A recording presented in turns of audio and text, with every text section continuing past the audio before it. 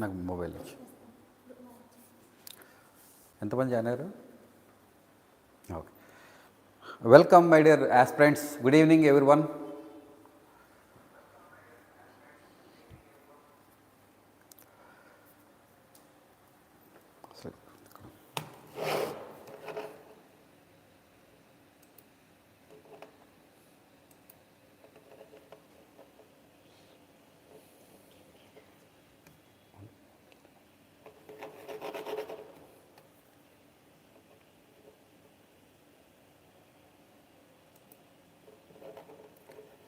ఇక్కడ చాట్ వస్తుందో చూద్దాం అనుకున్నా, నీకు అది ఇచ్చేద్దాం. ట్రై చేయి, అక్కడ చూస్తావా? లింక్ మళ్ళీ చాట్లో కూడా పెట్టు, చాట్లో పెట్టు, ఈ లింక్ చాట్లో పెట్టు. రైట్, నాకు ఇచ్చేది.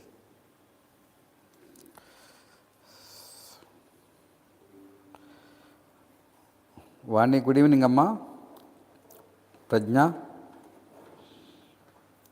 So you have to change our link, and link struck, previous link. We don't know, we are doing every day, but today that happened. That's why we have changed link, and I hope those joining daily in our current affairs class, they are not able to join now. Please, if you say wish me on this chart, I understand that you come to know that new link has shared and you are able to join. If you are not able to join, and I have given a number for you, all of you, and she is the coordinator for the online courses, and she will send you the link. Anyway, not to waste our time, let us start today's session on 21st December current affairs.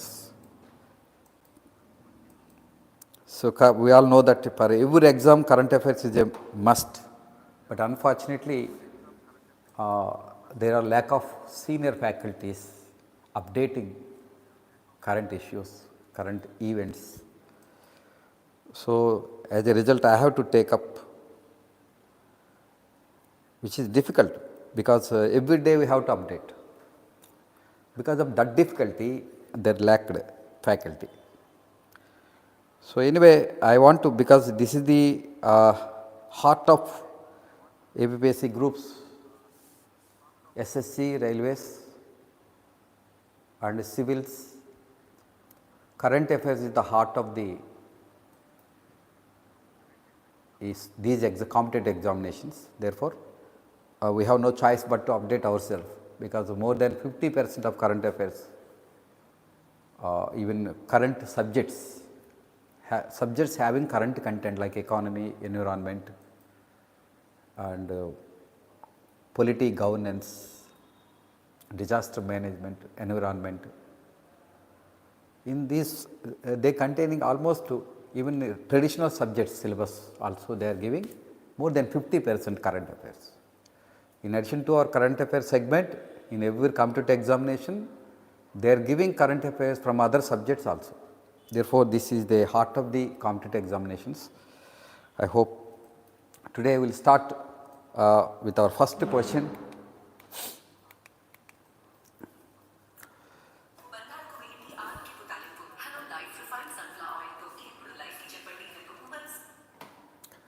According to IMF report, India contributes how much percentage to global growth?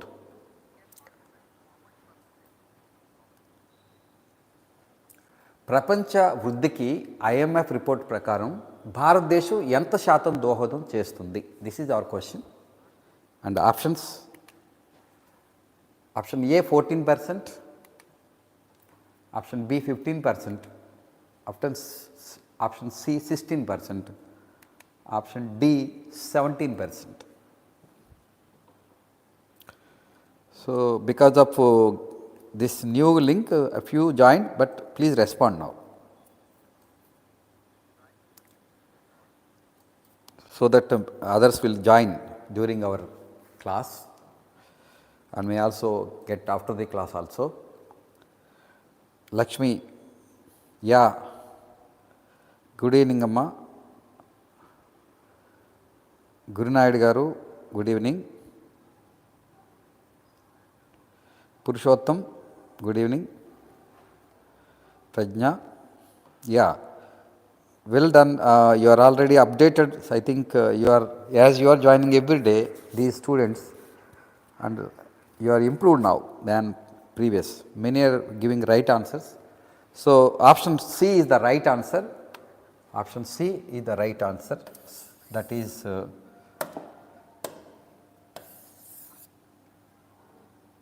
16%. Then can you respond how much the China is responding to the global growth? Yeah, that is equally important. If you are reading about India, the first global growth engine is China. So we have to read all the economic developments at global level with reference to China. Ayyappa, good evening. Nani,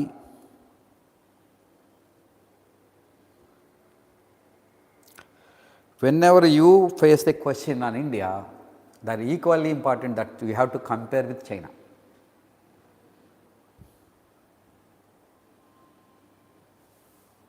What about the China's contribution to global growth? It is also the report given by Georgieva, the chief, IMF chief, given this Chinese report. She has delivered in Beijing on Sunday. She was in China on Sunday and given a lecture there about the growth trends of Chinese economy.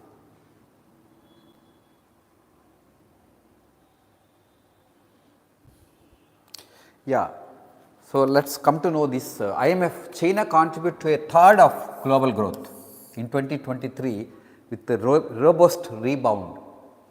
So that we understand that where we are, where is India? India is about 16% contributing towards the global economy, and whereas China is double our contribution, that is 33% to global growth in 2023.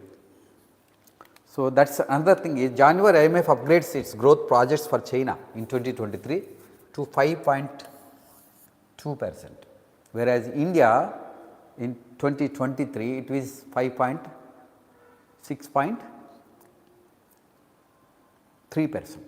So that is why India is most fastest growing economy than China, but in terms of the size of the contribution, India is half of the Chinese economy in terms of growth only, not in economy size. It is only growth contribution, not economy size, but it is about 5.2%, whereas China is 5.2%, India is 6.3% in 22-23. So that is why India is fastest growing economy than China, but in terms of the size of the economy, they are multiple than India. Okay, that's and from its October forecast of 4.4% upgraded. China ఇంతకు ముందు IMF 4.4 అని చెప్పింది, ఇప్పుడు 5.2కి upgrade చేసింది. So she is the Christina Georgieva. Who is she? Definite question వస్తుంది. She is IMF chief. Chinese development ఫోరంలో అక్కడ అడ్రస్ చేసింది తను 2023 మొన్న Sunday. Okay, so this is about the forecast on China and India also. India is about 16% and registered a 6.3% growth in 22-23 financial year. Okay, so the next question, let us go to next question.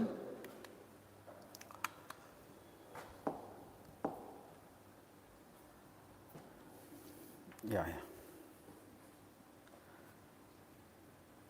This is the global economic growth rate showing in terms of these buildings in the IMF blog itself. The second question, According to IMF report, which of the following make Indian economy is a star performer in world? According to IMF report, which of the following make Indian economy is a star performer in the world? In other words, what are the factors that made India a star performer in the world in this year? IMF నివేదిక ప్రకారం కింది వాటిలో ఏది భారత ఆర్థిక వ్యవస్థ ప్రపంచంలోనే star పెర్ఫార్మర్గా నిలవడానికి గల కారణమైంది అని ప్రశ్న. ఐ థింక్ నాకు ఒక డౌట్ ఉంది, అందరూ ఎవరైతే జాయిన్ అవుతున్నారో please respond by comment. Today we are given the test in group 2 screening and also daily current affairs course we created in our app, Kalam IAS app. ఎవరు పెద్దగా రెస్పాండ్ అవ్వలేదు, దాన్ని అటెంప్ట్ చేయలేదు. వీ హ్యావ్ మార్నింగ్ 10:30కే మేము upload చేసాం. అంటే ఈరోజు current affairs మార్నింగే పెట్టాం.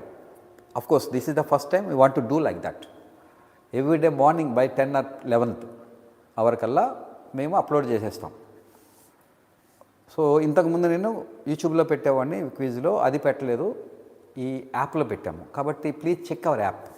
దాంట్లో అన్ని కోర్సుల్లోనే ఉంటుంది, అన్ని రెగ్యులర్ కోర్సుల్లో ఉంటుంది, బట్ ఎక్స్క్లూజివ్గా daily current affairs by Ram Gopal sir అని ఒక కోర్స్ ఉంది. అది ₹1 కోర్స్ మాత్రమే. సో దానిలో పెడుతున్నాం. I felt it sorry for that only nobody attempted by the time 4:35. I found something, any technical problem is there or I don't know. అందుకనే respond అవ్వమంటున్నాను. మీరు ఏ course join అయినా అన్ని కోర్సులన్నీ update చేస్తాం. But ఈ కోర్సులో ఖచ్చితంగా ఉంటుంది, ఎందుకంటే ఇది డైలీ కరెంట్ అఫైర్స్ ప్రత్యేకమైన కోర్సు కాబట్టి దాంట్లో అప్లోడ్ అవుతుంది. ఒకవేళ మా వాళ్ళు ఎవరైనా కింద మిస్టేక్ చేసి ఏదైనా కోర్సులు చేయకపోతే చేయకపోవచ్చు, బట్ పెద్దగా ఎవరు అటెంప్ట్ చేయలేదు. But daily 200 members are watching our video and live about more than 100. So అందుకని నాకు డౌట్ వస్తుంది, మీరు యాక్సెస్ అవుతుందా, is there any technical gap problem? Please respond after the class also in this comment section so that I will understand what is happening. Tomorrow also will give by 10 or maximum 11 కల్లా daily మీకు test ఉంటుంది. మీరు attempt చేస్తే బెటర్గా equip with to respond, ఎందుకంటే ఎక్స్ప్లెనేషన్స్లో చాలా చెప్తాం, క్వశ్చన్లో మించినవి కూడా ఉంటాయి, అవి అవగాహన కల్పిస్తాయి. అదే ఇంపార్టెంట్. కరెంట్ అఫైర్స్ మీద పట్టు సాధించాలంటే అవగాహన ఇంపార్టెంట్. ఓకే, సో ఐఎంఎఫ్ నివేదిక ప్రకారం క్రింది వాటిలో ఏది భారత ఆర్థిక వ్యవస్థ ప్రపంచంలోనే స్టార్ పెర్ఫార్మర్గా నిలవడానికి కారణమైంది అన్నది క్వశ్చన్.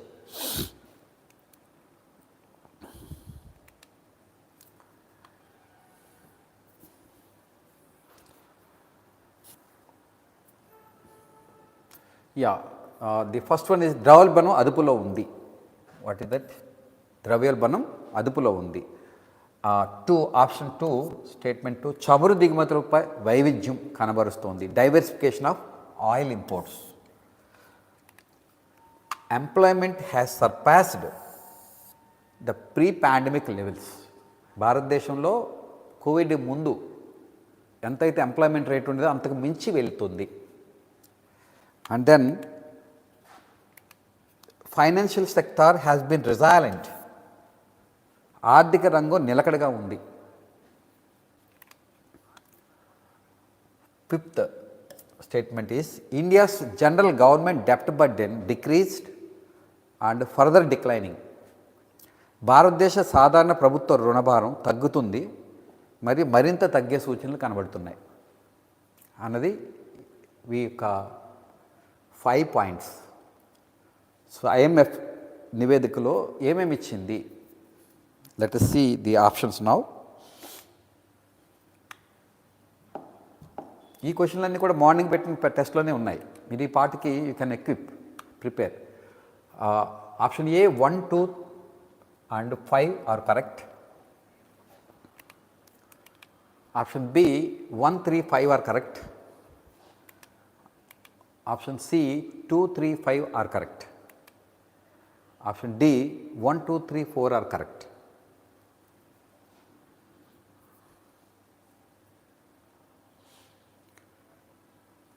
మార్నింగే మీరు చదివితే బాగా ఉంటుందని నా ఉద్దేశం. అందుకని ఈరోజు మార్నింగ్ నుంచి ఇవ్వడం మొదలుపెట్టాము. రేపు కూడా 11 కల్లా వచ్చేస్తుంది ఈరోజు కరెంట్ అఫైర్స్. నేను ఈవినింగ్కి ఎక్స్ప్లెనేషన్ ఇచ్చినా ముందే ఇస్తాను. సో వీటిలో ఏది రైటు, ఏ చెప్పారు,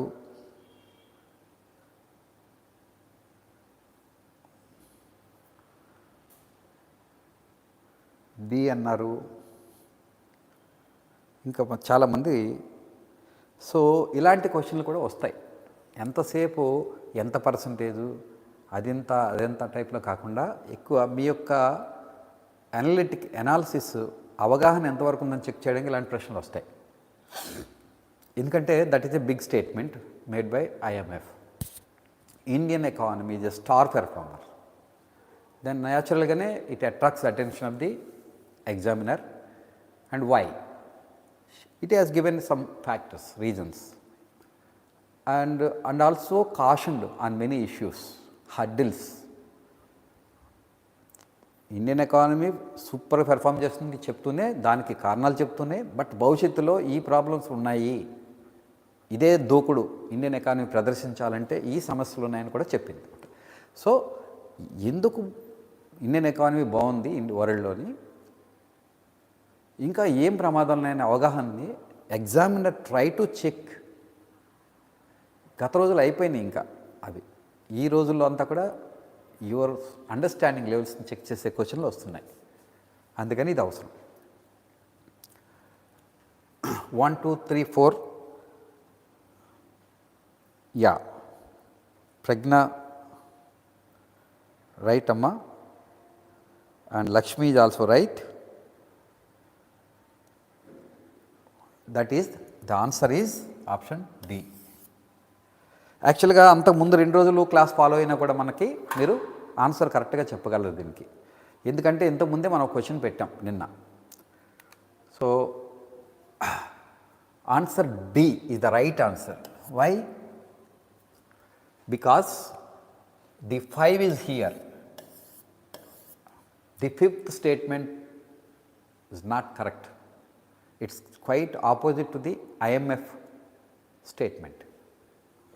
Therefore, it is అది ఎక్కడుందో అక్కడ ఆప్షన్ రైట్ కాదు. So will go back again to check why. The 5th fact, India's general government debt but then decreased అన్నాడు, బట్ అది ఇంక్రీజ్ అవుతుందని చెప్పింది, increasing, and will cross 100% by 2030 in the medium term అని చెప్పింది. Medium term అంటే 3-4 ఏళ్లలో ఇది 81% ఉన్నటువంటి debt burden. Present 81% of the GDP India's debt burden ఉంది. ఇది చాలా ప్రమాదకరంగా ఉంది. ఇది మధ్యకాలంలో, దీర్ఘకాలంలో కాకుండా మీడియం టర్మ్ అంటే 3 to 5 ఇయర్స్లో ఇది 100% దాటిపోతుంది. 2030 కల్లా ఈ ప్రమాదం ఉంది అంటూ చెప్తుందన్నమాట. సో అందుచేత ఈ statement wrong. Okay, next. So answer is D. అంతే జాగ్రత్తగా గమనించాలి. మనకి ఎగ్జామినర్ ఇట్లనే అంతా బాగుంది అని చెప్తూనే ఒక చోట ఎక్కడో మెలికి పెడతాడు, అది చూసుకోవాలి మనం. So in 2023 growth rate is 6.3%. While the informal sector continues to dominate, formalization is also progressed. అంటే informal economy, formal economy. Formal economy అంటే economy activity is done through paying taxes. Taxes pay చేయకుండా కొంత జరుగుతూ ఉంటుంది duplicate. ఇప్పుడు తగ్గింది, GST వచ్చిన తర్వాత అన్నీ అకౌంట్ ఫర్ అవుతున్నాయి, బట్ స్టిల్ ఉంటుంది అన్నమాట. ఆ డిజిటలైజేషన్ వల్ల, దానివల్ల ఇండియన్ ఎకానమీ ఫార్మలైజేషన్ బాగా పెరిగింది. బట్ ఇంకా ప్రాబ్లం ఉన్నా కూడా చాలా ప్రోగ్రెస్ ఉంది అని చెప్తుంది IMF. అట్లాగే financial sector has been resilient. Financial sector అంటే అది కొద్దిగా అర్థం చేసుకోవాలి. ఫైనాన్షియల్ సెక్టర్ అంటే పర్టికులర్గా ఉద్దేశం ఏంటంటే హూ గివ్స్ ఫైనాన్స్, ఎవరిస్తారు? బ్యాంకులు. ఆల్ ఫైనాన్షియల్ ఆర్గనైజేషన్స్ లోన్స్ ఇచ్చే ప్రతిదీ ఫైనాన్షియల్ సెక్టార్ కిందకు వస్తుంది. అంటే all banks, commercial banks or development banks, all banks or comes under financial sector. So strongest several years, resilient and strongest in several years. అంటే banking యొక్క system పడిపోయిందంటే economy కూడా పడిపోతుంది. So అంటే అప్పులు చెల్లించలేదనుకోండి, చేతులు ఎత్తేసారనుకోండి, బ్యాంకులు ఎత్తేస్తాయి, అప్పుడు ఎకానమీ ప్రమాదంలో ఉందని అర్థం అనమాట. So and largely unaffected by global financial stress that taking place in the early 2023. 2023 ప్రారంభంలో వచ్చినటువంటి షాక్స్, గ్లోబల్ షాక్స్ కూడా తట్టుకొని భారతదేశం యొక్క ఫైనాన్షియల్ సెక్టార్ రిజైలెంట్ అన్నదానికి నిలకడగాని ఇచ్చాడు. నిలకడగా కాదు, ఇంకా శక్తివంతంగా, అంటే డీప్ కెపాసిటీ అన్నమాట, స్ట్రెంత్ ఉంది ఇండియన్ ఎకానమీలో, అది నిలబెట్టింది. షాక్స్ని తట్టుకునే, ఈ ఏదైతే గ్లోబల్ షాక్స్ వచ్చాయో ఎకానమీకి, అవి తట్టుకునే శక్తి ప్రదర్శించింది అని రిజైలెన్స్ అంటే. సో ఏం చెప్తుందంటే ఎర్లీ 2023లో ఫైనాన్షియల్ స్ట్రెస్ ప్రపంచంలో ఉంది, దాన్ని తట్టుకుని ఇండియన్ ఫైనాన్షియల్ సెక్టర్ అంటే బ్యాంకింగ్, పర్టికులర్లీ బ్యాంకింగ్ సెక్టర్ నిలబడింది అని చెప్తుంది. Next, India's general government debt could exceed 100% in the of GDP in medium term.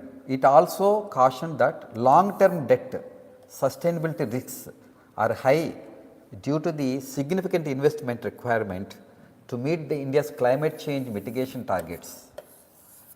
2070 కల్లా మనం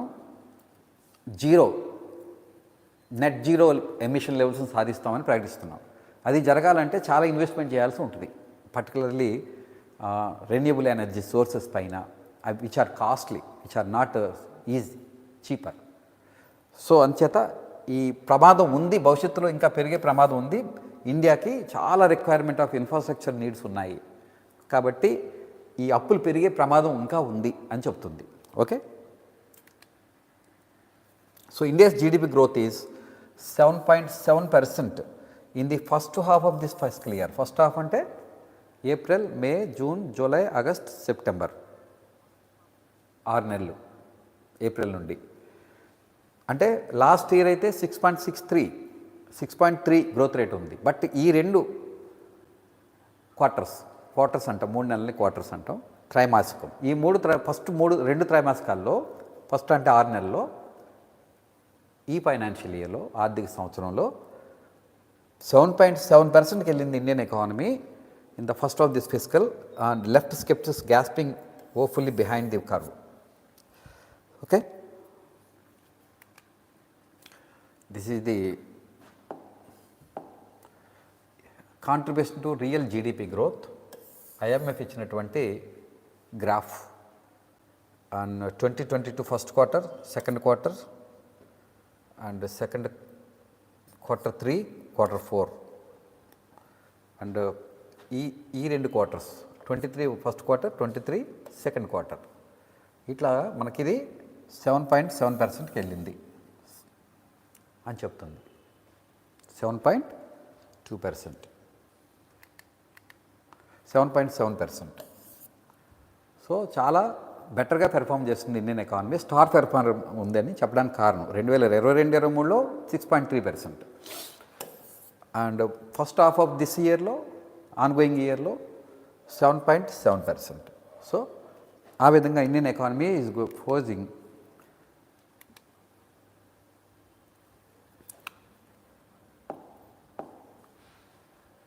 యా, థర్డ్ క్వశ్చన్.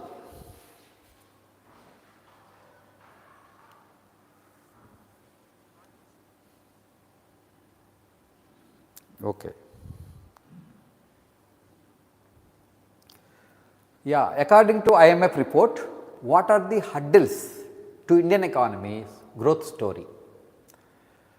తెలుగులో IMF నివేదిక ప్రకారం భారతదేశ ఆర్థిక వృద్ధి కథనానికి అడ్డంకులు ఏమిటి అంటే బాగుంది ఇప్పుడు, అయితే భవిష్యత్తులో ఎలా ఉంటుందంటానికి ఉన్నటువంటి అడ్డంకులు, అంటే ఇదే రకంగా ముందుకు సాగుతుందా, సాగకుండా ఉండేందుకు ఉన్నటువంటి అడ్డంకులు ఏమిటి అని ప్రశ్న. గ్లోబల్ గ్రోత్ స్లోడౌన్,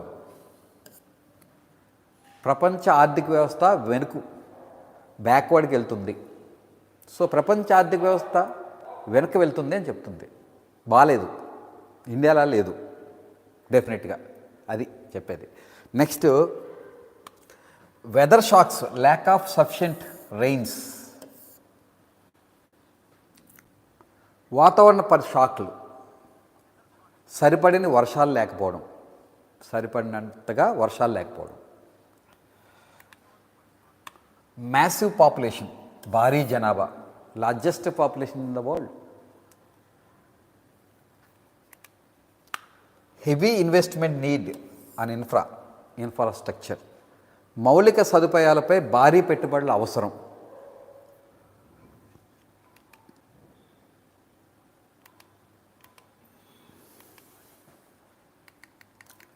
చెప్పండి ఆన్సర్ దీనికి ఆప్షన్స్. ఇది మూడో క్వశ్చన్ కాదు, right.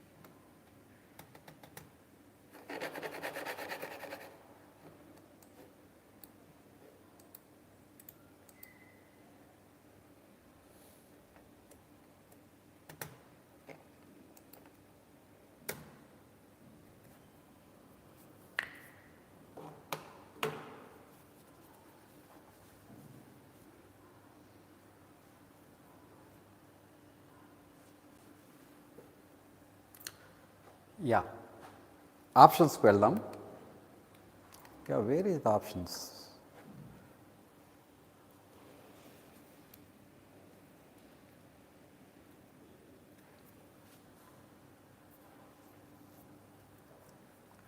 Yeah, we are failed to give options here. That's why this is the gap. Options చెప్పాలంటే ఇంతకు ముందున్న ఆప్షనే మనం సేమ్ పెట్టుకోవచ్చు. సో ఒక్కటే తేడా ఉంటుంది, అది option somewhat not visible here.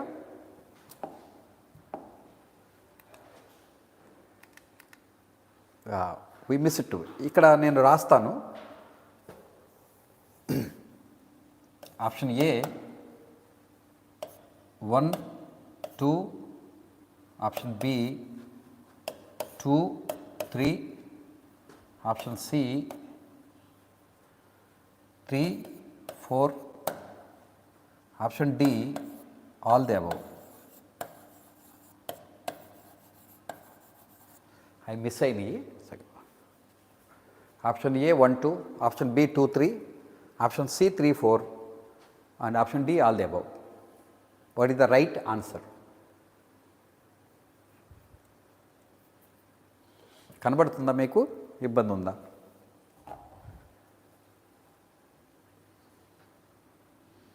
ఈ విధంగా చూస్తే 3కి ఆన్సర్ ఏది? సుమా, గుడ్ ఈవినింగ్ అమ్మా. ఈరోజు టెక్నికల్ ప్రాబ్లం లేట్ అయింది స్టార్టింగ్, బట్ ఎవ్రీ డే 5:50, 55 అని నిన్న చెప్పాను. ఇప్పుడు 50కి స్టార్ట్ చేయమని మా కోఆర్డినేటర్కి చెప్పడం జరిగింది. కాబట్టి 10 నిమిషాల ముందే లింక్ ఆన్ అయిపోతుంది. నేను మాత్రం 6కి వస్తాను.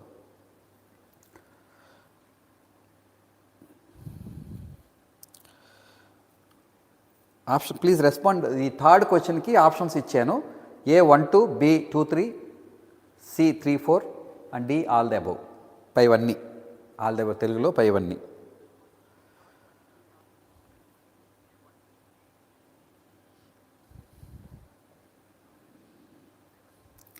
యా, 3A అన్నారు.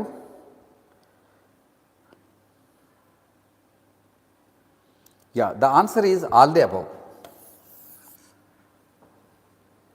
ఇవేమంటున్నాడు? ఇండియన్ గ్రోత్ స్టోరీకి ఇప్పుడు బాగుంది, స్టార్ పెర్ఫార్మర్గా నిలిచింది ప్రపంచంలో గ్రోత్ రేట్లో. కానీ ప్రమాదాలు ఉన్నాయని చెప్తున్నది IMF. గ్లోబల్ గ్రోత్ వెనకబడి ఉంది, వెనక్కి వెళ్తుంది, ఎదరికి వెళ్తలేదు, అది ప్రమాదం. ఆ ప్రభావం భారతదేశ ఆర్థిక వ్యవస్థలో ఖచ్చితంగా ఉంటుంది అని చెప్తుంది IMF. ఒకటి. 2 వెదర్ షాక్స్. వర్షాలు తక్కువగా ఉన్నాయి.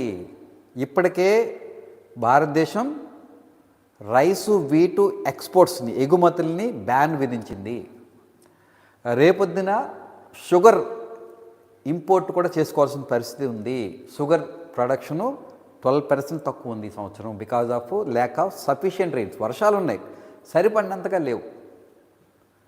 అందువల్ల వెదర్ షాక్స్ ఉన్నాయని ఇది చెప్తుంది. అలాగే మ్యాసివ్ పాపులేషన్, జనాభా చాలా పెద్ద లార్జెస్ట్ పాపులేషన్ ఇండియాకు ఉంది. బట్ ప్రాబ్లం ఏంటంటే ఇండియన్ పాపులేషన్ దగ్గర ఉన్న skills, particularly women population strength అయితే ఉంది, largest population in the world, but వాళ్ళ యొక్క వర్కింగ్ లేదు. కాబట్టి encourage the women to work అని ఐఎంఎఫ్ చెప్తుంది. అలాగే వాళ్ళని ఎడ్యుకేట్ చేయాలి. Massive investments in the health sector, in the education sector. అప్పుడు మాత్రమే ఈ యంగ్ పాపులేషన్ ఎవరైతే ఉన్నారో ఇండియాలో largest population in the world, they could deliver fruits. వాళ్ళకి ముఖ్యంగా ఆడవాళ్ళందరూ ఫార్మల్ ఎకానమీలో భాగం కాలేదు. ఫార్మల్ ఎకానమీలో ఆర్థిక వ్యవస్థలో వర్కింగ్ రావడం లేదు. అంటే మీరు కంపేర్ టు అదర్ కంట్రీస్ అంత పర్సంటేజ్ ఇండియాలో లేదు. వాళ్ళని ఎంకరేజ్ చేయండి వర్క్ చేయడానికని ఒకటి చెప్తున్నారు. రెండోది పాపులేషన్లో మీరు వాళ్ళ ఇన్వెస్ట్మెంట్ చేయాలి వాళ్ళ హెల్త్ కోసం, ఎంత ఇన్సూరెన్స్ కానీ ఇట్లాంటివి. అలాగే వాళ్ళు స్కిల్స్ ఎంపవర్ చేయాలి, ఎడ్యుకేషన్ బాగా ఇన్వెస్ట్మెంట్ చేయాలి. అప్పుడే ఈ పాపులేషన్ అయితే లేదా ఆ పాపులేషన్ అడ్డంకి అవుతుంది అని చెప్తుంది. అలాగే heavy investments need and the infrastructure. మౌలిక సదుపాయాల కల్పనలో లక్షల కోట్ల అవసరం ఉంది భారతదేశానికి, లక్షల కోట్ల అవసరం ఉంది. కాబట్టి రైట్ వేలోనే వెళ్తుంది, కానీ ఇంత అవసరం ఉంది కాబట్టి ఇవన్నీ అడ్డంకులు కావచ్చు సుమా. ఇప్పుడు బాగున్నావు, రేపు ఎలా ఉంటావని చెప్పలేము. First problem global growth slow down. ప్రపంచ ఆర్థిక వ్యవస్థ బాగాలేదు, ముక్కలై ఉంది. ప్రపంచం అంతా యుద్ధాలు నడుస్తోంది. కాబట్టి భవిష్యత్తులో వీటి ప్రభావం ఖచ్చితంగా నీ పైన ఉంటుంది. ఇప్పుడు మేనేజ్ చేయగలిగారు. ముఖ్యంగా it has praised the Indian government initiative to diversification of oil imports. అంటే ఇంకా క్లియర్గా తెలుగులో చెప్పాలంటే ఆయిల్ దిగుమతుల్ని because of the West Asian crisis now war Israel and Hamas that impacted the entire West Asian countries, which are the highest oil exporting countries. అలాగే Ukraine war వల్ల యూరోప్లో కూడా ఇదే పరిస్థితి ఉంది. అప్పుడు భారతదేశం తెలుగుగా ఏం చేసిందంటే రష్యా దగ్గర ఆయిల్ కొనడానికి, తక్కువ రేటు కొనడానికి అగ్రిమెంట్ చేసుకొని చేస్తుంది. ఇటువైపు ప్రాబ్లం ఉన్నప్పుడు ఇటువైపు తెచ్చుకుంది తక్కువ రేటుకి. సో ఇది చాలా మేలు చేసింది భారతదేశ ఆర్థిక వ్యవస్థకి అని చెప్తుంది మన IMF. Okay, next heavy investment అనేది చాలా పెద్ద సమస్య. అది భారతదేశానికి అంత చేయాలంటే అప్పులు చేయాలి. అంటే మనకున్న అవసరాలు రోడ్లు, బ్రిడ్జ్లు, బిల్డింగ్లు ఇట్లాంటివన్నీ, airport, naval ports or transport, railway, ఇవన్నీ రిక్వైర్మెంట్ చాలా హ్యూజ్గా ఉంది ఇండియాకి. అవన్నీ చేయటానికి అప్పులు చేయాలి తప్ప వేరే మార్గం లేదు. కాబట్టి ఇవన్నీ అడ్డంకులు సుమా అని చెప్తూ మనకు చెప్పడం జరిగిందనమాట. Okay, next fourth question.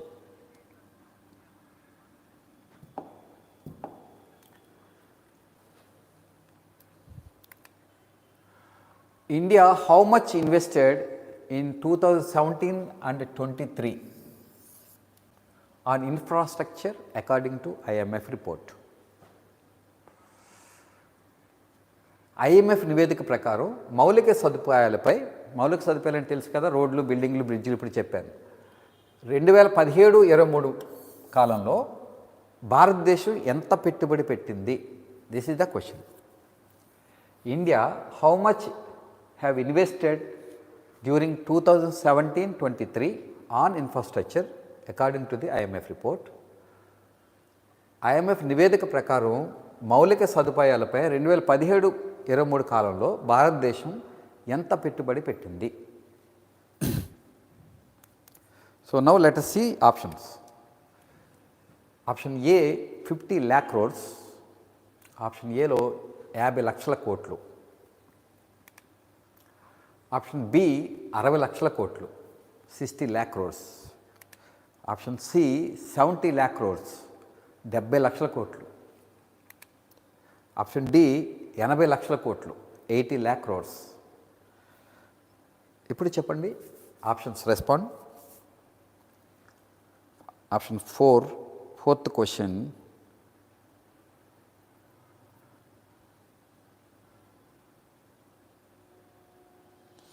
Four A D.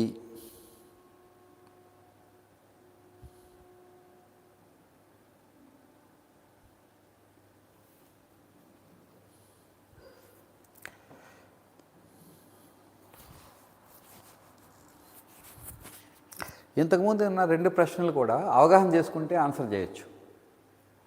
ఇవి ఇన్ఫర్మేషన్ బేస్డ్ కాబట్టి ఖచ్చితంగా ఆ రిపోర్ట్లో ఎంతో కొంత ఒకసారైనా 2 సార్లు చూస్తుంటే లేకపోతే నోట్స్ రాసుకుంటే ఈజీ అవుతుంది, లేకపోతే కష్టం అవుతుంది.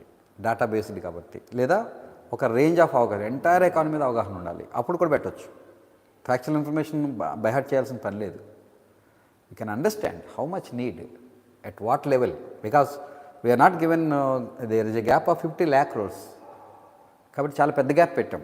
Easy to identify if you have understanding entire report మీకు బైహార్ట్ చేయకపోయినా కూడా గుర్తుంటుంది, అర్థమైపోతుంది. So option is C. Pragya right అమ్మా. Nani right. Option C is the right answer, 70 lakh crores. Answer C,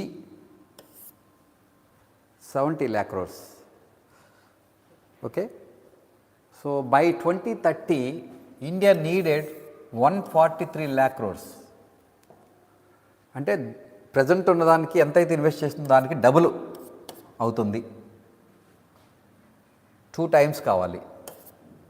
so 143 lakh crores అవసరం ఉంది 2030కి. 2030 అంటే ఎంతో కాదు కదా, 7 సంవత్సరాలు, 7 years. అంత డబుల్ రిక్వైర్మెంట్ ఉంది గవర్నమెంట్కి, ఇండియన్ గవర్నమెంట్కి. ఇండియాలో ఇన్ఫ్రాస్ట్రక్చర్ మీద అంత ఇన్వెస్ట్మెంట్ చేసేటువంటి ప్రణాళికలు ఉన్నాయి, కానీ అవి ఎక్కడి నుంచి వస్తాయి అన్నది ఇష్యూ.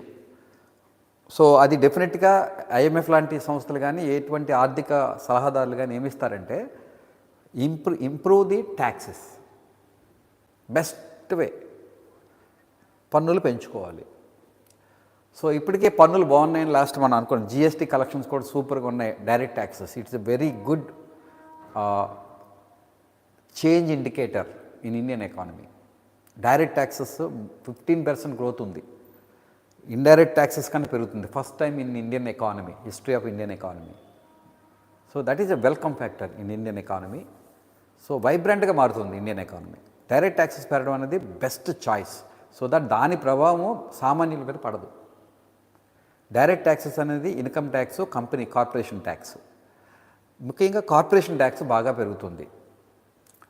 సో ఫార్మలైజేషన్ అవడం వల్ల సహజంగానే ఈ ట్రెండ్ ఉంటుంది. ఇండియన్ ఎకానమీ అందరూ కూడా ఫోల్డ్లోకి వచ్చేసారు. జిఎస్టీ రూపంలో ఇదివరకు ఉండేవారు కాదు, అందరూ బిల్ లేకుండానే అమ్మేవారు. ఇప్పుడు అందరూ బిల్తో అమ్ముతున్నారు because of the GST reform. It's the biggest reform that taken up by previous government and this government also. So అందువల్ల మనకి 143 లక్షల కోట్లు మనకి అవసరం ఉంది అని చెప్తుంది అన్నమాట. ఓకే, అందుకని అన్నీ రైటే ఆప్షన్లో అవి.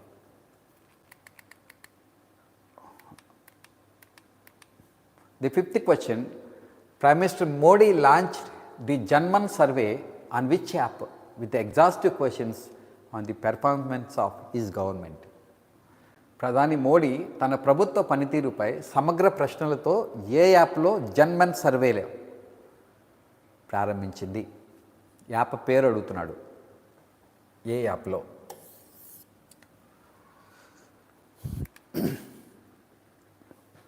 శక్తి app, option A Shakti app. Option B NaMo app.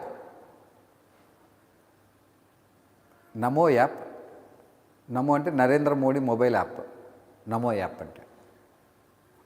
Option C Madad app. Option D Umang app. 5th question, please respond. Option D Umang app. మళ్ళీ చెప్తున్నాను. Option A Shakti app, option B NaMo app, option C Madad app, option D Umang app.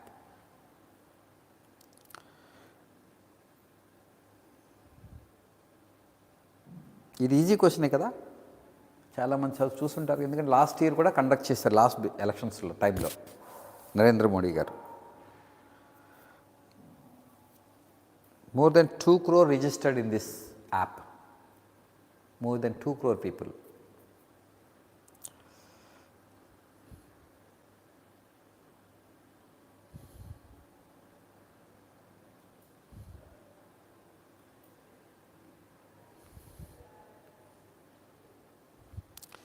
Yeah.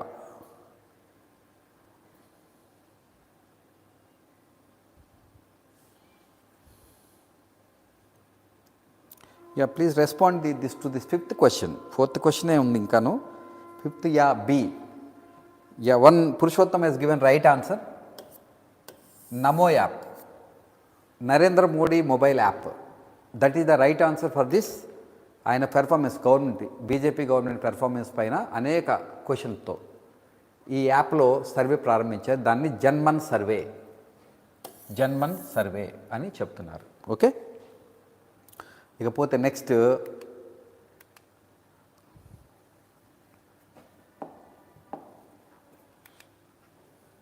which disease caused, sixth question, which disease caused 1.85 lakh deaths and 32.73 lakh infections in cattle and buffaloes. పశువులు గేదెల్లో 1.85 లక్షల 1 అంటే 185 లక్షల మరణాలు, అంటే 2 లక్షలు, almost 1,85,000, 1.85 లక్షల మరణాలు మరియు 32.73 లక్షల ఇన్ఫెక్షన్ల కారణమైన వ్యాధి ఏది? సార్ పశువుల రోగాలు కూడా ఇస్తారంటే ఇస్తారు. ఇంత పెద్ద ప్రపోర్షన్స్ ఉన్నప్పుడు అది అందరికీ ఆకర్షించకపోవచ్చు. But this is very very important segment of Indian economy, animal husbandry. It's a back, it is the foundation of the agriculture sector, primary sector. ఎప్పుడైనా షాక్స్ వస్తే అగ్రికల్చర్కి ఆదుకునేది ఈ సెక్టారే. అందుకని దీని మీద కూడా ప్రశ్నలు వస్తాయి. Animal husbandry is very key, dairy development is very key to Indian economy. So which disease caused 1.8 lakhs deaths cattle and buffaloes. పశువులు మరియు గేదెల్లో 1.85 లక్షల మరణాలకు కారణమైన 32 లక్షల ఇన్ఫెక్షన్లకు అంటే అంటుకోవడానికి కారణమైన వ్యాధి ఏది? ఓకే, ఆప్షన్ చూద్దాం. 6వ క్వశ్చన్కి ఫుట్ అండ్ మౌత్ డిసీజ్, పాదం మరియు నోటి వ్యాధి. ఆప్షన్ బి బ్లూ టంగ్, నీలి నాలుక, నీలి నాలుక. Option B C bovine tuberculosis, bovine క్షయ. ట్యూబర్క్లోసిస్ టీబీ అంటాం కదా మనం, క్షయాన్ని, బొవైన్ క్షయ. Option D lumpy skin disease, lumpy చర్మ వ్యాధి. లంపీ స్కిన్ డిసీజ్, లంపీ చర్మ వ్యాధి. Which disease caused it? The sixth question, option yeah Pragya D పెట్టవు and Purushottam D. Yeah, this is the right answer. Pragya and Purushottam, this is the right answer. lumpy skin disease. So do. Option is D, right answer. Okay. So then now we'll move on to 7th question. The total outstanding liabilities of Andhra Pradesh government.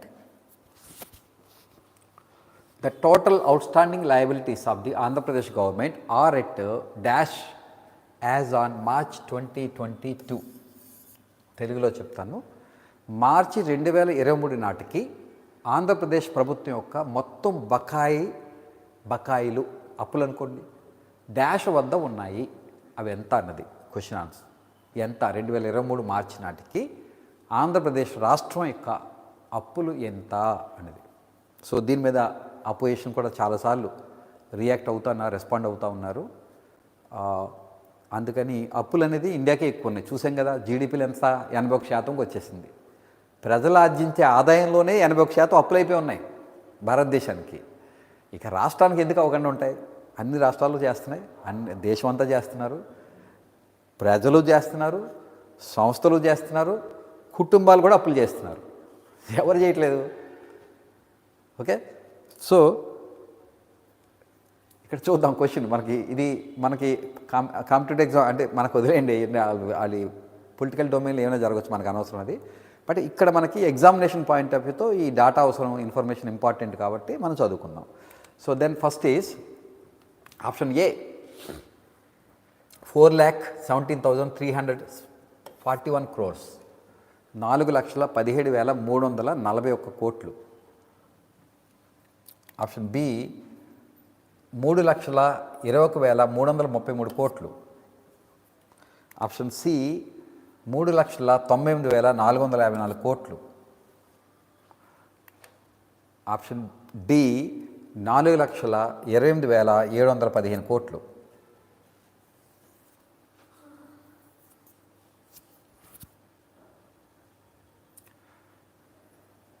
Respond అవ్వండి.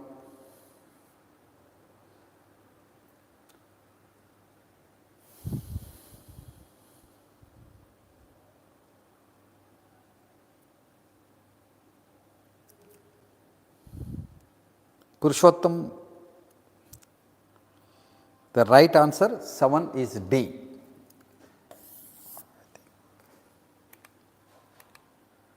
Yeah, 7 is D. 4,28,715 కోట్లు. ఆంధ్రప్రదేశ్ ప్రభుత్వమే ఇది declare చేసింది. ఇది RBI report ప్రకారం 4 లక్షల. ఆంధ్రప్రదేశ్ అప్పు ఎంత అంటే దీంట్లో ఇంకా చీటింగ్ ఉండదు, ఓపెన్గా తెలిసిపోతుంది. ఆర్బీఐ ఇచ్చిన రిపోర్ట్ ప్రకారం 4,28,715 కోట్లు. దానిపై చాలా అవగాహన చేసుకోవాల్సిన అవసరం ఉంది. Citing the data of reserve bank of India recently released report on state finances, the government said that the figure of the 4.28 lakh crore was arrived by RBI, not state government. RBI చెప్తున్న లెక్క after the audit అని CAG control and auditor జనరల్తో audit అయిన తర్వాత, the outstanding liabilities అంటే అప్పులు of the combined state of Andhra Pradesh, అంటే ఇంతకుముందు ఆంధ్రప్రదేశ్ తెలంగాణ కలిసి ఉన్నప్పుడు on March 2014 were at 1,96,202.40 crores, 1,96,000 కోట్లు. ఇందులో as per the state reorganisation act 58% is devolved to the successor state of Andhra Pradesh. ఈ అప్పులో అంటే సుమారు 2 లక్షల అప్పు రాష్ట్రం విడిపోయే టైంకి, అందులో 58%. మరి ఎందుకు అలా మనకి ఎక్కువ తగిలింది అంటే మన జీడిపి ఎక్కువ ఉంటుంది కాబట్టి అయ్యింది. బట్ యాక్చువల్గా తెలంగాణ స్టేట్ బాగా డెవలప్డ్, కానీ మనకి ఎక్కువ ఇచ్చారు అప్పుని. ఏది దాన్ని ఏమంటారు, సంక్రమించింది. మనకు సంక్రమించిన వాటా ఎక్కువ ఉంది అప్పుల్లో వాటా ఆంధ్రప్రదేశ్ రాష్ట్రానికి 58% ఇచ్చారు. అంటే దాని అర్థం ఏంటి, తెలంగాణకి ఆ రోజున్న అప్పులు 42% వెళ్ళి, as per the state reorganisation act 58% ఆంధ్రప్రదేశ్కి సంక్రమించింది అప్పు. అంటే అంత ఉమ్మడి రాష్ట్రంలో అప్పు చేశారు, దాన్ని ఆల్మోస్ట్ 50% 50-50 ఇస్తే కరెక్ట్గా ఉండేమో. మరి ఎందుకు ఇలా చేస్తే తెలియదు మనకి, మరి ఎందుకు ఒప్పుకున్నారో కూడా తెలియదు నాయకులు. అప్పుడు 58% ఆంధ్రప్రదేశ్ రాష్ట్రానికి ఇచ్చారు. మహానగరం హైదరాబాద్ను కోల్పోయినప్పుడు కూడా ఇంత అన్యాయం చేశారు. ఆ నగరం కోల్పోయిన తర్వాత ఇంత అప్పు సంక్రమిస్తే ఎట్లా? సో ఆ అప్పే చాలా ఎక్కువ ఉంది. ఎంత ఉంది? ఆల్మోస్ట్ 2 lakhs crores ఉంటే మనకి 1.2 lakh crores అప్పు సంక్రమించింది. And to the success state of Andhra Pradesh, there the liability of the state of AP at the time of formation in June 2014 is 1,18,000 crores. And the same అంటే ఉమ్మడి రాష్ట్రం విడిపోయే రాటికి మనకి సంక్రమించింది 1,18,000 కోట్లు. So the same has increased to 2,64,000 crores at the age of 2019.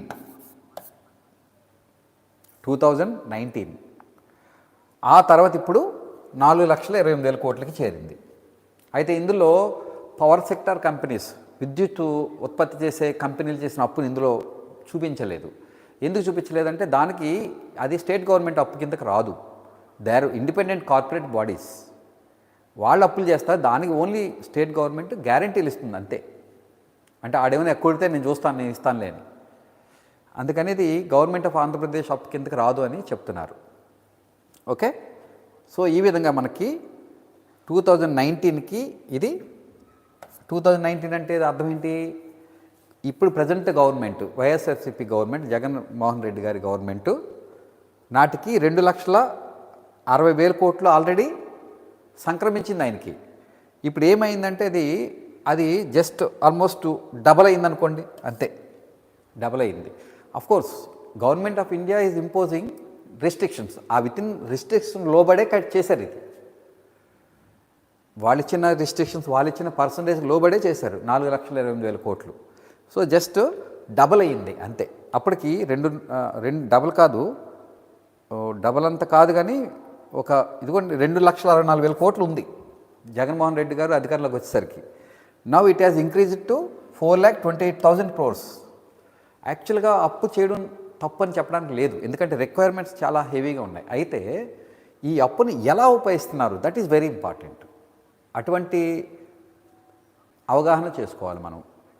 అది కనుక అంటే యాజ్ పర్ ది ఎంటైర్ వరల్డ్లో ఆర్థిక శాస్త్రవేత్తలు చెప్పిన ప్రకారం ఈ అప్పుని ఇన్ఫ్రాస్ట్రక్చర్ మీద ఖర్చు పెడితే, అంటే అవస్థాపన సౌకర్యాలు అంటే రోడ్లు, బిల్డింగ్లు, రైల్వేలు, పోర్ట్లు, ఎయిర్పోర్ట్లు వీటి మీద ఖర్చు పెడితే అది చాలా మంచి అప్పు, చాలా మంచి అప్పు. అలాగే government of Andhra Pradesh or India has to do debt swapping. అంటే డెట్ స్వాపింగ్ అంటే ఒక అప్పుని తీసేసి ఇంకో అప్పు తీసుకొని ఈ అప్పుని తీర్చేయడం. అంటే ఈ అప్పు కనుక వడ్డీ రేటు ఎక్కువ ఉంటే తక్కువ వడ్డీ రేటు దొరికినటువంటి అప్పుని తీసుకొని ఆ అప్పుని తీర్చేయడం. అట్లాగే ఈ ఎక్స్పెండిచర్ ఎక్కువ, అప్పుల్లో ఎక్కువ శాతం క్యాపిటల్ ఎక్స్పెండిచర్ అంటారు, మూలధన పెట్టుబడి అంటారు. మూలధనం అంటే ఇది రోడ్లు, బిల్డింగ్లు, బ్రిడ్జిలు, ఎయిర్పోర్ట్లు, ట్రాన్స్పోర్టు, రైల్వేసు, వీటిపైన ఖర్చు చేస్తే మంచి అప్పు. అప్పుల్లో కూడా మంచి చెడు ఉంటాయి. అది కాకుండా స్కీములు ఖర్చు పెడితే మళ్ళీ తిరిగి రానిది.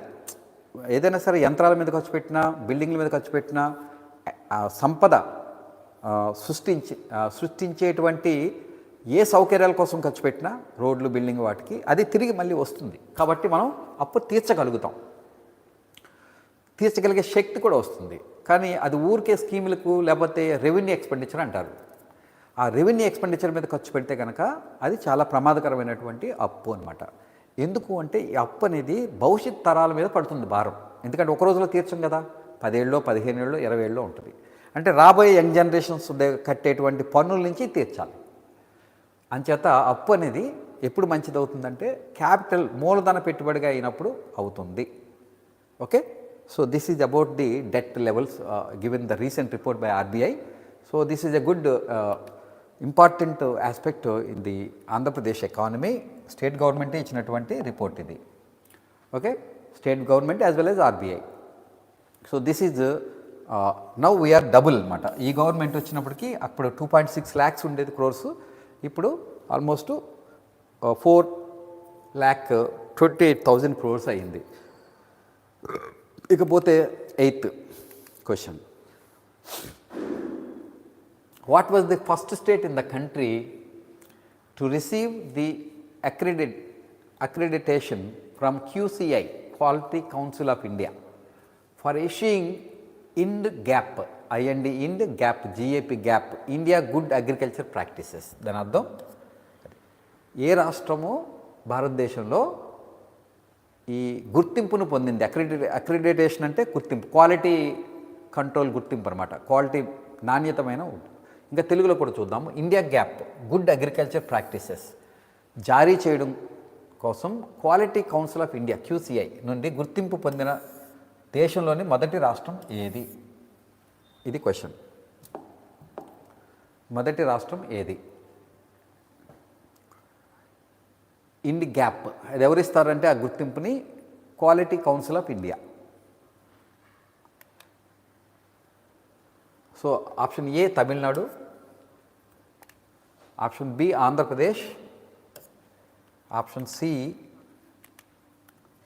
Punjab, option D Haryana.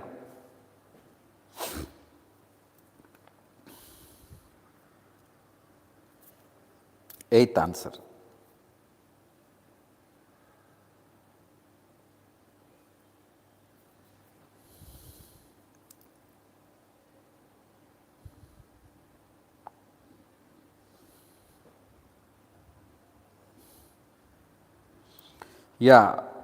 Purushottam right answer. 8 is the B, Andhra Pradesh. యాక్చువల్గా మీ క్లూ కూడా ఉంది, ఇక్కడ బొమ్మ కనబడుతుంది కదా, మనోళ్ళే కదా ఆంధ్ర. గోవర్ధన్ రెడ్డి గారు ఆయన agriculture minister, state agriculture minister. ఈ సందర్భంగా ఆయన చైర్మన్, ఈ QCI చైర్మన్ కూడా వచ్చారు ఆంధ్రప్రదేశ్. మన ఆంధ్రప్రదేశ్ రాష్ట్రంలో ఆల్మోస్ట్ వీటికి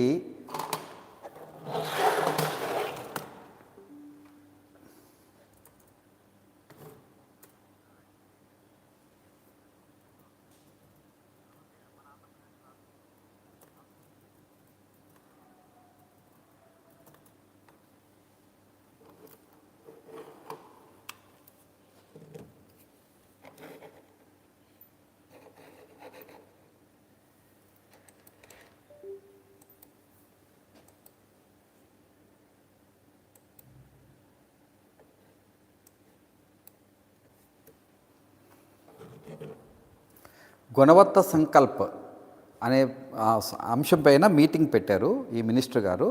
ఆ అకేషన్లో మినిస్టర్ గారు చెప్పారు, మన ఆంధ్రప్రదేశ్లో 14 FAOs, farmer producing organisations have been qualified for issuance of India GAP certificate. Farmer producers groups అని ఏర్పాటు చేశారు, RBI గైడ్లైన్స్ ప్రకారం చేశారు గతంలో. వాటికి ఆ గ్రూప్స్కి అప్పులు ఇస్తారు అగ్రికల్చర్లో. అలాంటి 14 గ్రూపులు, ఒక్కొక్క గ్రూప్ చాలా పెద్దది, చిన్న ఏం కావు. ఆ గ్రూపులకి ఈ సర్టిఫికేట్ క్వాలిఫైడ్ ఇష్యూ చేశారన్నమాట క్వాలిటీ కౌన్సిల్. ఆంధ్రప్రదేశ్లో గుడ్ అగ్రికల్చర్ ప్రాక్టీసెస్, వ్యవసాయ రంగంలో మంచి అనుకరణలు అని, ప్రాక్టీసెస్ అని మంచి అనుకరణలు. దాని కింద మనకి 17 గ్రూపులకి వచ్చాయి during kharif 2023లో. Okay,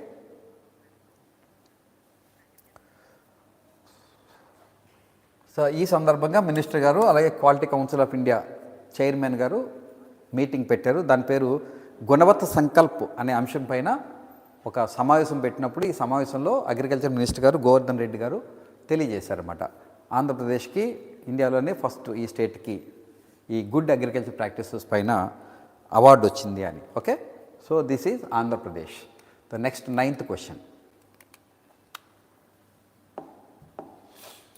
India launches first winter science expedition to Arctic spearheaded by the National Center for Polar Ocean Research NCPOR. India launched first winter science expedition to Arctic ప్రాంతానికి national centre for polar and ocean research సంస్థ NCPOR నేతృత్వంలో భారతదేశం ఆర్కిటిక్కు మొదటి శీతాకాలపు science యాత్రను ప్రారంభించింది. Arctic రెండు కూడా ధృవాలు కదా, నార్త్ పోల్ ఏమో ఆర్కిటిక్, సదరన్ పోల్ ఏమో అంటార్కిటిక్. సో ఈ ఆర్కిటిక్లో మనం ఇంతకుముందు అంటార్కిటికాలో చేశాము, బట్ ఇది ఆర్కిటిక్. మొదటి శీతాకాల సైన్స్ యాత్రని ప్రారంభించారు. దీనికి సంబంధించిన ఆప్షన్ చూద్దాం. What are the objectives of this expedition? ఈ యాత్ర యొక్క లక్ష్యాలు ఏంటనేది ప్రశ్న. Option 1 is to make atmospheric observations, వాతావరణ పరిశీలనలు చేయడానికి అనేది option A. Option B study auroras అనే అధ్యయనం చేయడము. ఈ యొక్క జాగ్రఫికల్ ఫెనామినా, అది ఆ లైట్ ఫెనామినా ఆ నార్త్ పోల్లో ఉంటుంది అని, అది చేయడానిక అనేది ఒక రెండోది. మూడోది sea changes in sea ice. ఆర్కిటిక్లో ఉండేది ఐసే కదా, సీ ఐస్ చేంజెస్లో పెద్ద మార్పులు, సముద్ర మంచులో మార్పులను చూడడం. తెలుసుకోవడం కోసం. And fourth is to study Arctic climate and Indian monsoon.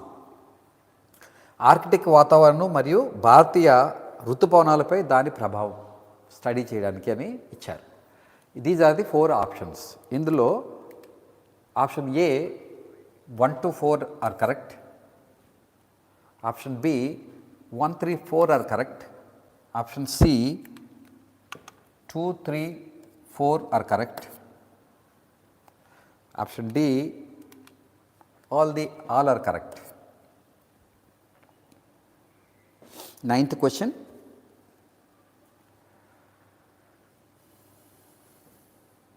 Option A 1, 2, 4 are correct. Option B 1, 3, 4 are correct. Option C 2, 3, 4 are correct. Option D all are correct. 5 అన్నీ కరెక్టే అన్నది option D. So right.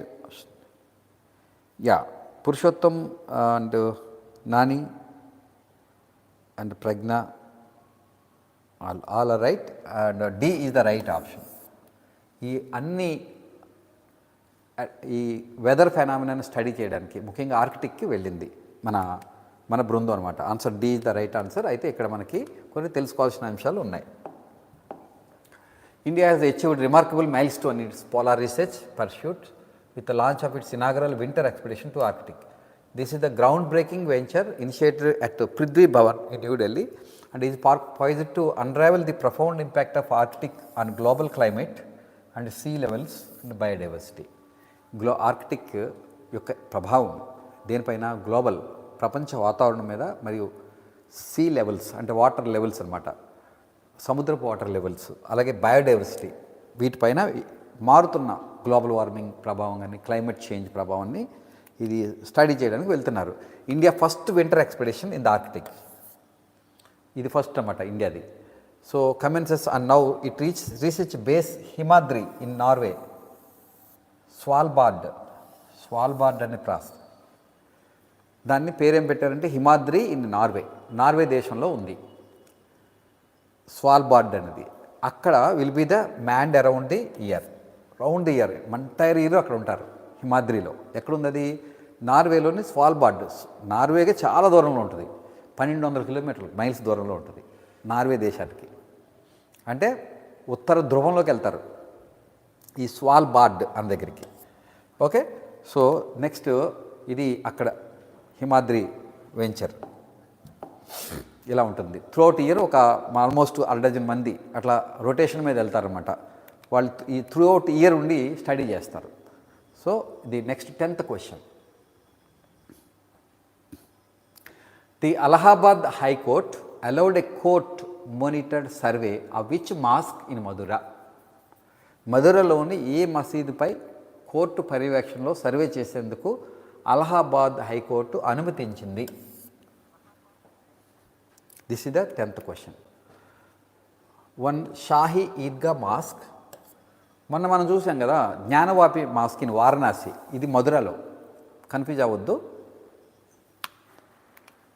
Shahi Idgah option A Shahi Idgah mosque, option B Gyanvapi mosque, option నేనే చెప్పేశాను. So Adina mosque, option C Adina mosque, option D Moti mosque. వీటిలో ఏ mosque పైన Allahabad high court court పర్యవేక్షణలో survey చేసేందుకు అనుమతించింది? ఎందుకని? అక్కడ కృష్ణుడి గుడి ఉంది మధురలో. మనకందరికీ తెలిసిందిగా మధురలో మదర్కి కృష్ణుడికి ఉన్న సంబంధం. ఆ మధురలో అది కృష్ణుడిది పడగొట్టేసి మసీదు కట్టారు అని సేమ్ అలాగే ఆ వారణాసిలో ఎలా వచ్చిందో గొడవ ఇక్కడ కూడా అంతే. అంతకుముందు రామ జన్మభూమి ఎలా వచ్చిందో అది కూడా అంతే. ఇట్లా అనమాట. ఇందులో ఏ మాస్క్ అనేది మనం క్వశ్చన్ ఇక్కడ. Please respond. 10B.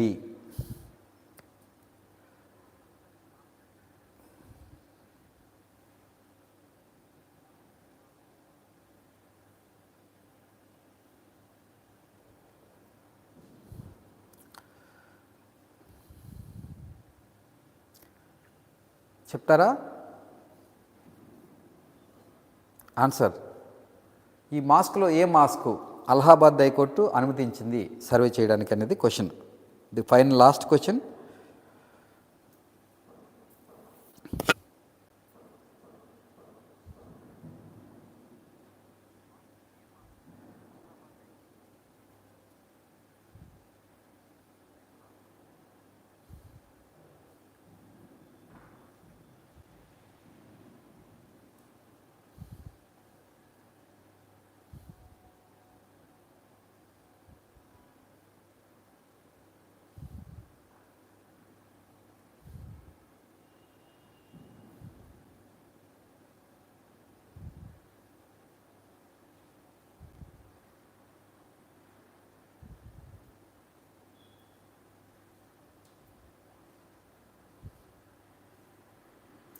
చెప్తారు answer. Pragya B and 10A Purushottam ఏ.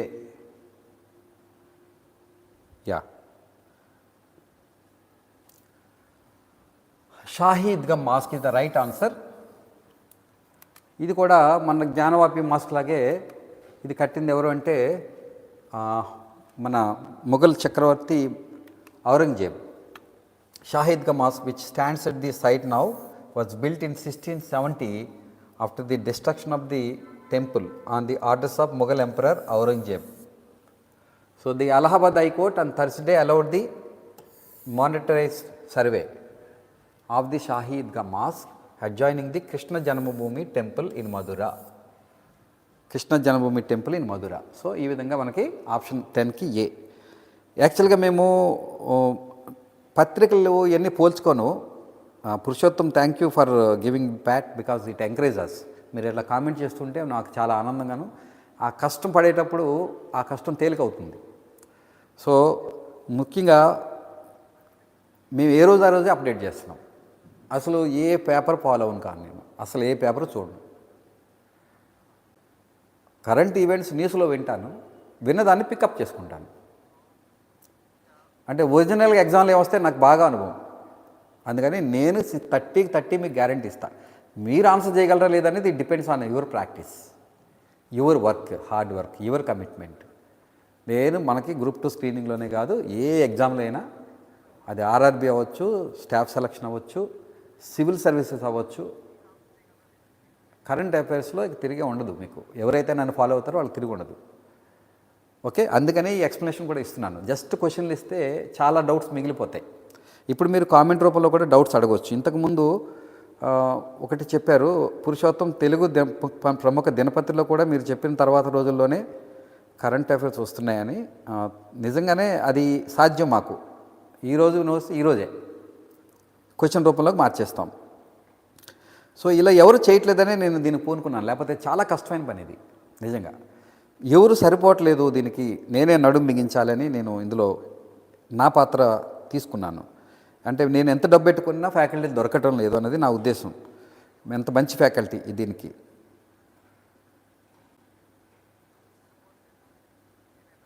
తెలుగులోని ఇస్తాను, తెలుగు ఇంగ్లీష్ ఇస్తాను. ఎందుకంటే మన generation, new generation Telugu English పూర్తిగా ఏది కమాండ్ లేదు, తెలుగులోని లేదు, because of the English medium background. అంచేత 2 భాషల్లోనే ఇస్తాను. అందుకే 2 భాషలు ఎంచుకున్నాను. ఇప్పుడు మీరందరూ ద్విభాషాపరులు, మేము ఏకభాషాపరులు, మీరందరూ ద్విభాషాపరులు. 2 భాషలు ఇస్తే కానీ మీకు పూర్తిగా అర్థం కాదు. సగం తెలుగులో అర్థమవుతుంది, సగం ఇంగ్లీష్లో అర్థమవుతుంది. సో అది తెలుగు, అందుకనే కాంబినేషన్తోనే ఇస్తున్నాను నేను. తెలుగు ఇంగ్లీష్ అనేది మా ఆన్లైన్ కోర్స్ అన్నింటిలో కూడా ఇలానే తెలుగు ఇంగ్లీష్ ఉంటుంది. అదే క్యాంపస్లో అయితే తెలుగు ఇంగ్లీష్ వాళ్ళతో ఇంగ్లీష్ విడివిడిగా ఇస్తున్నాము. బట్ ఇక్కడైతే తెలుగు ఇంగ్లీష్ ఉంటుంది. సో నేను సండే మళ్ళీ ఒక మోడల్ పేపర్ని మీకు రిలీజ్ చేస్తాను. సో దాన్ని యాప్లోనూ దానిలో కొనుక్కోండి, లేకపోతే ఈసారి సండేకి మీరు ఎవరైతే ఫాలో అవుతున్నారో ఎంతమంది కొంటారో చూస్తాను. తక్కువ రేటుతో పెడతాను, 150 ప్రశ్నలు. ఓకే, దాన్ని పిక్ చేసుకోండి. దాంట్లో మరిన్ని ఇందులో రాని క్వశ్చన్లు ఎక్కువ ఉంటాయి. వచ్చిన క్వశ్చన్ల కన్నా వచ్చినాయి అంటే కంటెంట్ బాగుంటే ఏదైనా సెలెక్ట్ చేస్తాం. బట్ అది మోడల్ ఎగ్జామ్లో ఏం చేస్తామంటే ఎగ్జామినేషన్ పాయింట్ ఆఫ్ వ్యూతో గ్రూప్ 2 స్క్రీనింగ్కి ఇస్తున్నాను ఈసారి, ఎస్ఎస్సి ఆర్ఆర్బీకి కాదు. So group 2 screening point of వ్యూతో ఏమేమి వస్తాయో అవి ఇస్తామన్నమాట. అందుకని మీకు ఆ సిలబస్ని తూచా తప్పకుండా ఫాలో అయ్యి ఇస్తాము. అప్పుడు మీకు చాలా మేలు చేస్తుంది. అది 199 10 టెస్టులకు పెట్టాము. మీరు అది తీసుకున్నా అది చాలా చీపే, లేదా విడిగా కూడా ఇస్తాను ఈసారి. సో దట్ ఇది as a beginning of the season. అట్లాగే మీరు ఎవరైనా డౌట్స్ ఏమైనా ఉంటే రేపొద్దున్న evening will have a separate discussion on ఎలా గ్రూప్ 2 ఇవాళ ఇచ్చారు కాబట్టి అప్లికేషన్ ప్రాసెస్ని, దాన్ని ఎలా, ముఖ్యంగా అందరికీ డౌట్లు వస్తాయి చాలా విషయాల్లో. మీరు ఇప్పుడే పెట్టండి, రేపొద్దున రెడీ అయ్యి మీకు మంచి ఆన్సర్లు ఇస్తాను. అప్పుడు ఎల్లుండి మీరు అప్లై చేద్దురు కానీ, ఓకేనా? ఎందుకంటే మా క్యాంపస్ స్టూడెంట్స్ కూడా అడిగారు. నేను గోయింగ్ టు టుమారో పర్టికులర్గా order of preference of post పెట్టుకోవాలి. యాక్చువల్గా నేను ఇంతకుముందే వీడియో చేశాము, ప్రసాద్ గారు నేను కలిపి ఇద్దరం కలిసి ఇక్కడ వీడియో చేసాము. ఆ వీడియోలో కొంత క్లారిటీ ఇచ్చాము. రేపొద్దున మరింత క్లారిటీ పొందేందుకు రేపొద్దున క్వశ్చన్ ఆన్సర్స్ పైన మేబీ 5:30 మంది అప్పుడు 6:30కి పెట్టుకోవాల్సి ఉంటుంది, అది ముందుగానే పెడితే, లేదా మంది 6:30 తర్వాత 6:30 to 7:30 అలాగైనా పెట్టుకోవాలి. సో ఈ 2 టైంలో ఏదో ఒకటి ఇన్ఫామ్ చేస్తాను మీకు. రేపొద్దున అప్లికేషన్ నింపడం ఎలా, how to fill the application, okay, దానిపైన మనం రేపొద్దున డిస్కస్ చేసుకుందాం. థ్యాంక్ యూ అండి, థ్యాంక్ యూ ఎవ్రీవన్ ఫర్ నాకు ఇంకా మీ ఫ్రెండ్స్ అందరూ జాయిన్ అయ్యేలా చూడమని నేను కోరుతున్నాను. I thank every one of you who join here. ఇంకా నాకు I expect 20,000. I'm truly saying. ఎప్పుడు నాకు సాటిస్ఫై చేస్తారో మీరు ఆలోచించుకోండి. నేను 20,000 మందిని ఎక్స్పెక్ట్ చేస్తున్నా, అదర్వైజ్ నేను టేకప్ చేయను ఈ పని. ఇది చాలా కష్టమైన పని. అంటే ఇది నేను ఇచ్చేది ఎంత విలువైందన్నది చాలామందికి తెలీదు. ఇంతకుముందే చెప్పాను నేను. మళ్ళీ మేము ఆన్లైన్ రెజ్యూమ్ చేసాము. 2018లో డిస్కనెక్ట్ అయింది, మళ్ళీ రెజ్యూమ్ చేసాము సంవత్సరం. ఈ మధ్యకాలంలో చేయలే. సో ఇప్పుడు మళ్ళీ పెద్ద ఎత్తున ఓన్లీ ఆన్లైన్ని నేను చూసుకుంటున్నాను స్వయంగా. సో ఆ క్వాలిటీ ఇంప్రూవ్మెంట్ అనేది రోజు రోజుకి పెంచుకుంటూ వెళ్తాం మేము. సో మేము ఇచ్చే కోర్స్ అన్నీ కూడా 45 డేస్లో కంప్లీట్గా ఇస్తాం. గ్రూప్ 2 స్క్రీనింగ్ కానీ, గ్రూప్ 1 స్క్రీనింగ్ కానీ. మా ఇవన్నీ ఫ్రెష్ ఆన్లైన్ క్లాసెసే, పాత ఏమీ లేవు మా దగ్గర. ఎందుకంటే అంతకుముందు 2018లో నేను ఒక్కనే ఇచ్చిన వీడియోలు ఉన్నాయి, అవి ఒకటే పాతవి. ఇంక ఏ సార్తో ఇప్పుడే రికార్డ్ చేయిస్తున్నాం. సో మీకు ఏ వీడియో వచ్చినా కూడా లేటెస్ట్ వీడియో అవుతుంది మాది. This is quite opposite to other online academies. వాళ్ళు ఎప్పుడో రికార్డ్ చేసేసారు, అది మీ మొఖాన్ని పడేస్తారు. సో మేము ఫ్రెష్గా రికార్డ్ చేస్తున్నాం. అందుకని మీకు అన్నీ ఇవ్వలేము. అన్నీ ఇవ్వాలంటే మా ఫస్ట్ అందులో పెట్టాము చూడండి, కోర్సులోనే మేము 45 డేస్లో అన్ని యాజ్ పర్ ది సిలబస్ ఇస్తాము. ఇప్పుడు ఆల్రెడీ 150 వీడియోలు ఉన్నాయి. 2-3 సబ్జెక్ట్స్ చాలా కవర్ అయిపోయినాయి, బట్ ఇంకా జరుగుతూ ఉన్నాయి online recording. Okay, thank you అండి, thank you every of you. First of all I like you for joining every day. This is the 10th consecutive day, continuous day. So ఇట్లా continue చేయాలనే పట్టుదల నాకు ఉంది. I want to see 20,000 students in this by the end of application process. I expect this. Thank you everyone.